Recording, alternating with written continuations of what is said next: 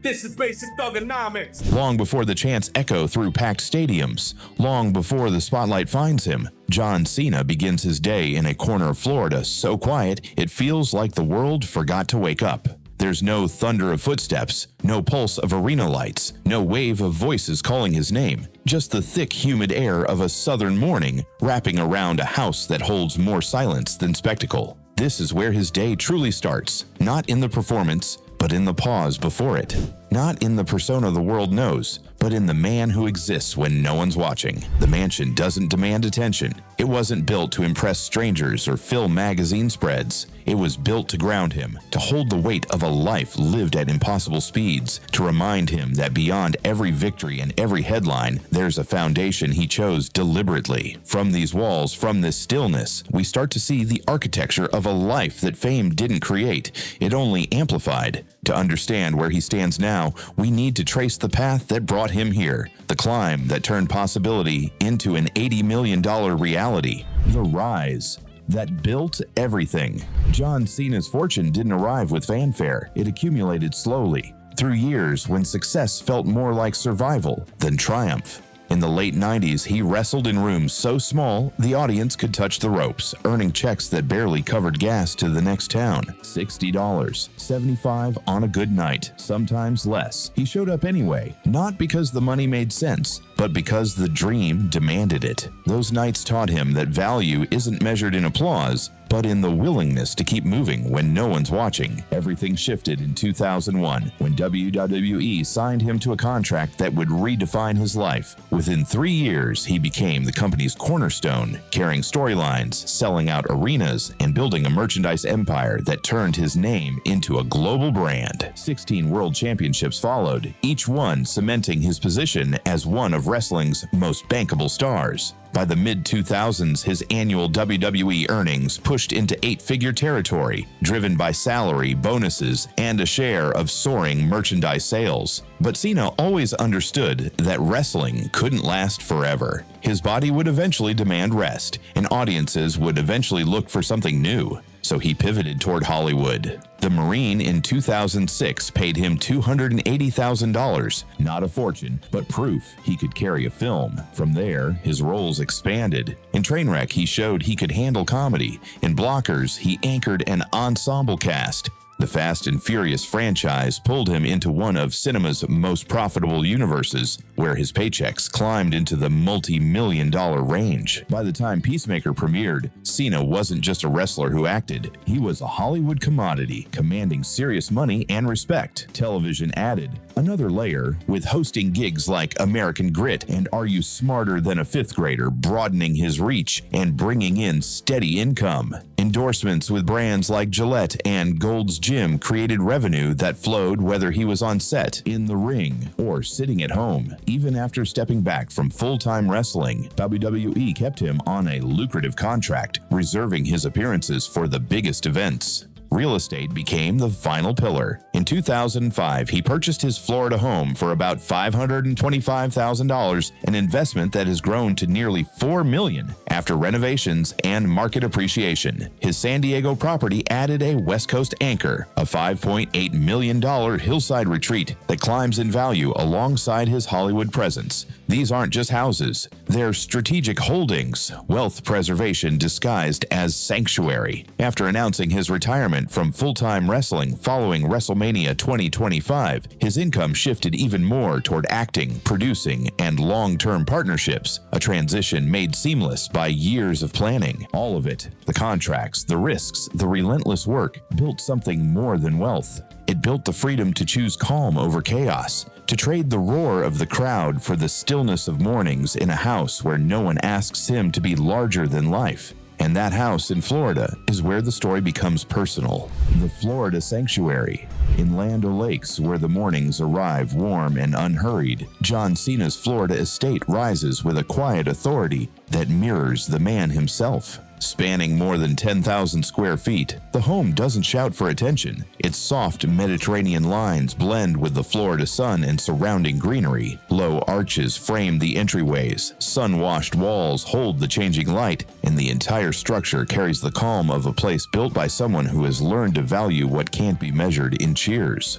Step through the front door, and the foyer opens beneath a chandelier that scatters light across polished floors. Twin staircases rise on either side, curving upward in a way that lifts the eye without demanding it. This isn't a space designed to intimidate or impress. It's a threshold, marking the shift from the chaos outside to a slower rhythm inside. Here, Cena moves not as a performer, but as a man who has earned the right to arrive without putting on a show. The living areas unfold in softer tones, leather worn smooth along the edges, dark wood catching the afternoon glow, shadows resting gently in the corners. In these rooms, the noise of arenas disappears. The house generates its own calm, where conversations linger, where silence feels full rather than empty, where the discipline that drives his public life becomes comfort rather than pressure. Down a quiet hallway lies one of the home's most striking features, the enclosed indoor pool.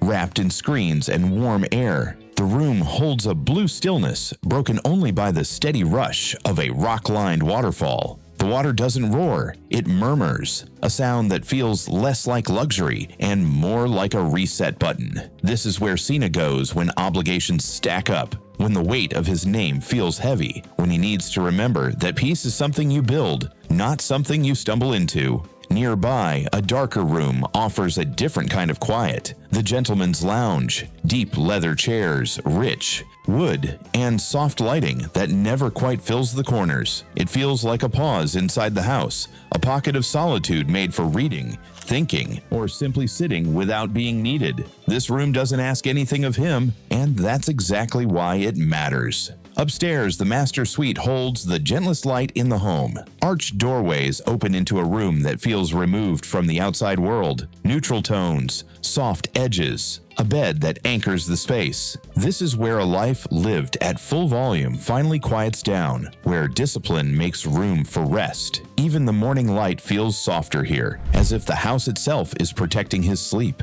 The garage reflects his nature just as clearly. It's large but immaculately organized, with deliberate spaces holding cars from different seasons of his life. Each one marks a chapter, a version of himself. They don't sit as trophies, but as reminders of the journey and the miles it demanded. Clear, structured, purposeful, just like the man who walks through it. Across every corner of the property, the house does what fame never could. It steadies him. It restores him. It offers a version of John Cena that exists beyond performance. A man grounded by routine, shaped by discipline, and drawn toward quiet spaces that remind him who he is when the noise stops. But his world doesn't end in Florida. On the opposite coast, another home waits, lighter, brighter, and shaped by the pull of the Pacific. The California Overlook. Perched high above Mission Bay, his San Diego home stretches across nearly 4,900 square feet, like a quiet overlook carved into the hillside. From the moment you step inside, the house opens gradually. Natural light slides across paneled walls. Warm wood floors guide you forward, and a staircase curves upward with an easy, unforced grace. The air feels different here, cooler, brushed with salt and wind from the water below.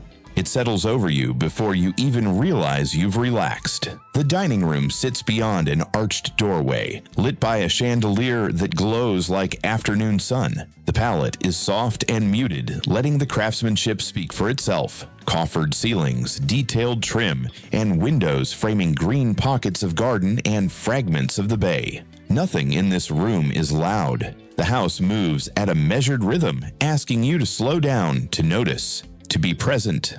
Upstairs, the primary suite faces Mission Bay with deliberate openness. Morning light pours into the room, catching the curve of the vaulted ceiling and the folds of cream-colored curtains. There's luxury here, but it's understated. A pair of armchairs sits near the window, perfectly placed for sunrise coffee or a few quiet minutes before the day begins. From here, the bay stretches out like a slow-moving painting, boats drifting across blue water while the city lies scattered below. Through another doorway, the bathroom unfolds like a private spa. Stone floors cool underfoot. A fireplace warms the room on cooler nights. A soaking tub rests beside a panoramic window, transforming ordinary evenings into quiet rituals. Even the walk-in closet feels intentional, with warm wood, glass front doors, and a central island. Order itself becomes a kind of comfort. Outside, the house opens completely. The backyard leans toward the horizon with an infinity pool that mirrors the sky. At sunrise, it's pale and calm. At sunset, it catches orange and pink, blending with the bay, until water and sky become one line. Boats drift below. Rooftops glow. The coastline pulls your eye outward. A covered terrace catches the ocean breeze, furnished in sun-warmed tones, soft creams, deep oranges, textured fabrics that make the space feel lived in, not staged. It's a place for slow meals and longer conversations, for evenings when there's no reason to be anywhere else. Farther into the garden, a smaller outdoor room wraps around a stone fireplace. It feels like a second living room, open to the sky, but sheltered enough to feel safe. The crackle of fire, the feel of grass underfoot, the nearness of home, everything about it brings the world down to a human scale. When evening falls, the house softens. Lights warm, the bay darkens, and San Diego glows quietly below. From room to room, the place reveals itself not as a trophy, but as a refuge, built for calm, for thought, for a life lived quietly outside the spotlight. It fits naturally into his rhythm, deliberate, controlled, peaceful. The cars that marked the miles. For Cena, cars are more than status symbols. They're markers of time. His days often start in the Range Rover, valued around $110,000. It's the vehicle he chooses when life needs to move at a human pace, when the schedule is full but not frantic. The cabin closes around him, softening the outside world until only the hum of the engine remains. No spectacle, just a steady ride and a few extra minutes to think. Then there's the Mercedes-Benz SLS AMG, worth about $250,000. Its long hood hides a hand-built 6.2-liter V8, and the gull-wing doors rise with unhurried confidence. The engine doesn't scream. It builds from a low vibration to a deep, rising growl. It feels like walking toward a sold-out arena, controlled, powerful. He doesn't drive it to show off, but for the sense of command it gives him. The Bentley Continental Supersports, valued near $300,000, brings a different energy. Heavy doors, clean lines, a cabin so quiet it feels like a private office. This is his choice on reflective days, when the road is long and he needs something steady beneath him. The Bentley doesn't pull focus, it grounds him. The Ferrari F430, at around $180,000, is his most nostalgic car. Bright red, instantly recognizable, it doesn't need to move fast to make him feel something. Sometimes he just lets it idle and listens. That sound pulls him back to younger years. Risk, doubt, stubborn belief. The F430 isn't just a supercar, it's a memory he can drive.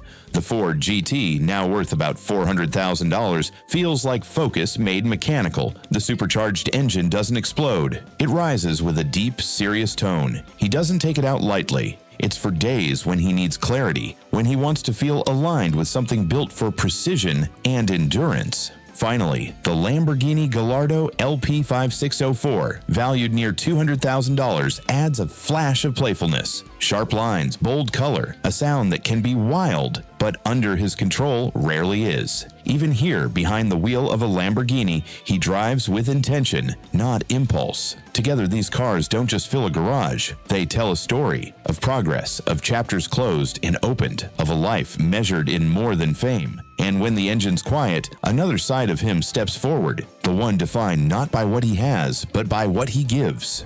The giving that defines him. John Cena has never treated charity as a performance, yet his giving has touched more lives than almost anything he's done on camera. His most powerful partnership is with the MakeAWish Foundation, where he has granted over 650 wishes for children facing life-threatening illnesses. Each visit costs time, travel, emotion. If you tried to total it, the financial value would be enormous. But the real weight lies in his consistency, his willingness to show up again and again. When wildfires devastated California, he donated $500,000 to support firefighters and affected communities. For veterans returning to civilian life, he pledged $1 million to the FitOps Foundation, helping former service members rebuild skills, confidence, and purpose. These aren't random acts, they're intentional commitments. He also supports Be a Star, the anti-bullying initiative that keeps programs running in schools, and contributes regularly to cancer awareness and research efforts connected to WWE. Over time, those contributions rise into the millions, yet he rarely talks about them. Cena gives the way he trains, steadily, quietly, without needing recognition. No long speeches, no branding, just targeted help where it's needed most. And from that quiet generosity, we move into an even quieter place, the life he keeps for himself. The man behind the name. People expect the life of a global icon to be loud. Booked calendars, constant cameras, endless motion. Cena has chosen almost the opposite. He has carved out pockets of stillness where he can exist as John, not as the character the world knows. He shares almost nothing of his private life online. Instead, his feeds are filled with brief lines, thoughts on effort, patience, kindness, and resilience. They feel less like content and more like principles he returns to. At home in Florida, his days are built on simple, disciplined habits. He wakes early, long before most people, and trains alone in a space that doesn't need to be seen.